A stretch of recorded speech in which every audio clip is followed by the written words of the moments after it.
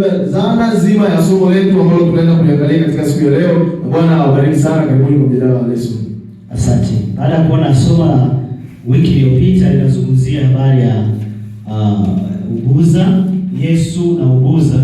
Leo tuna somo zuri ambalo linaongelea habari ya Uislamu. Ndugu, naweza kuniambia historia fupi sana na nani mwanzilishi wa Uislamu? Mtu yoyote anaweza kupitisha hapo. Asante sana. Somo la leo kama tulivyokwisha kutambulishana hapo awali ni somo la 7. Linazungumzia kuhusu Yesu na Uislamu. Yaani kiufupi tunaenda kuangalia ndugu zetu wanamtafsirije Yesu kama nani na uhalisia wa Yesu Kristo ni nani katika Biblia inazungumziaje. Hapo awali alianza kuzungumzia Mungu ni nani. Lakini jambo la kwanza hapa limeanza kuzungumziwa mtu mmoja anaitwa Mtume Muhammad sallallahu alaihi wasallam. Mtu huyu ndiye inasemekana kwamba alizaliwa katika mwaka 570 before Christ, lakini mtu huyu aliendelea kuishi katika maisha yake na inakadiriwa alipofika mwaka wa 622 mwaka huu baada ya kuzaliwa, baada ya kukua kufikia umri fulani, ilianza kupokea mapokeo ya dini hiyo ambayo mpaka sasa tunaendelea nayo.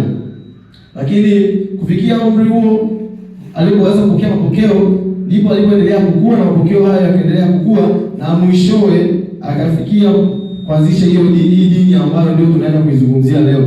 Na katika sehemu hiyo ambayo alikuwa akiishi na kuendelea kueneza dini hiyo, ilikuwa ni sehemu ambayo walikuwa wanaamini miungu mingi.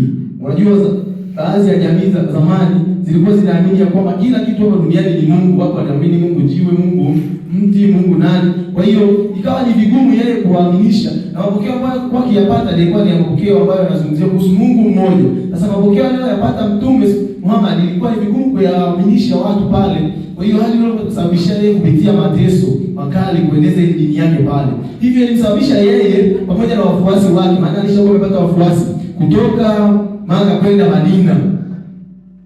Akahamia Madina ili kwa ajili ya kuendeleza dini hiyo ambayo ndio leo somo letu tumejikuta kuhusu kitu ambacho tunataka kumzungumzia kwamba je, baada ya mtume kupokea unabii huo ama mafunuo hayo kuhusu Mungu mmoja, sasa wao wanazungumziaje kuhusu Yesu Kristo ama Mungu kwa general? Biblia inazungumza nini na Qur'ani inazungumza nini? Ndio ambacho tunataka kuangalia katika siku ya leo. Asante. Na tunapoongelea somo letu ndugu wana waumini wenzangu, tunajifunza dini mbili duniani. Dini ziko nyingi, lakini siku ya leo tunazungumzia sana dini ya Ukristo na dini ya Uislamu. Hizo ni dini ambazo ndizo tunajifunza kwacho siku ya leo. Na anaposema Uislamu ni dini nyingine lakini anaposema Ukristo, hapo ndani ya Ukristo kuna madhehebu mengi.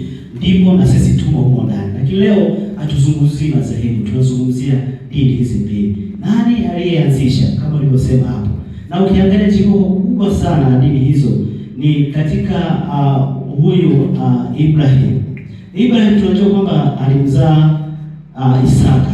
Tunaelewana hivyo kabisa, tunajua kwamba mtoto wake wa kwanza ni Isaka. Lakini mtoto wake wa kwanza kama ni Isaka, huyu Ishmaeli alikuja akazaliwa na mchakazi wake Haji. Lakini kwenye kuzaliwa huko ukiangalia kwa binadamu haraka nani Ishmaeli alikuwa ni mzaliwa wa kwanza wa Isaka wa Ibrahim. Kwa sababu Sara baada ya kushindwa kupata mtoto kwa muda mrefu, kabidi amruhusu mume wake alale na mchakazi wake. Walipolala na mchakazi wake, tunapata mtoto huyu wa dhambi. Huyu mtoto ambaye nani? Ni Ishmaeli. Sasa baada hapo Sara na yeye Mungu akambariki, akapata mtoto ambaye kwa kawaida mtoto wa kwanza ndoa ambaye ni nani? Isaka. Sasa baada hapo wale watoto baada sasa kwamba watoto wawili wamezaliwa. Tunajua hata kwa familia kwamba mtu anapokuwa amezaliwa nje ya ndoa na mwingine akazaliwa ndani ya ndoa, kuna shida pale. Ikabidi sasa huyu akimbie, huyu Ishmaeli. Alipotoka kule yeye sasa wanavyoamini wenzetu kule kwamba yeye aliweza kupata mafunuo kupitia kwa mtume, kupitia kwa Mungu, sivyo? Akaanzisha sasa ile dini ya nini ya Uislamu, ndio chimbuko lao liko pale. Lakini sisi kwa Biblia inamtaja kama Isaka kama mtoto wa kwanza wa mzee Ibrahim, sio? Na mtoto wa kwanza wa familia ndiye anayetakiwa kulisi mikoba, mali na kila kitu. Biblia sisi tunamwamini kwa sababu alikuwa ni nani? Amezaliwa ndani ya ndoa ya Sara na nani? Na Ibrahim. Ndio maana sisi hatumuongelee sana Ishmaeli. Hapo ndio chimbuko la nini? La dini hii ya nini ya Uislamu. Lakini katika siku ya leo tunajifunza sasa kwamba wao wanaamini nini? Wao wanaamini ina Yesu kama sio mtoto wa Mungu, yaani sio mwana wa Mungu, bali wanaamini kwamba yeye ni nabii, sio kama sisi tunamwamini nabii Ellen G. White na wanabii wengine hao walishapita, lakini wao wanaamini hivyo, hawaamini kwamba ni moja ya Mungu nafsi. Sisi tunaamini kwamba Yesu ni Mungu na alishuka akafanyika mwili 100% na alikuwa Mungu 100%.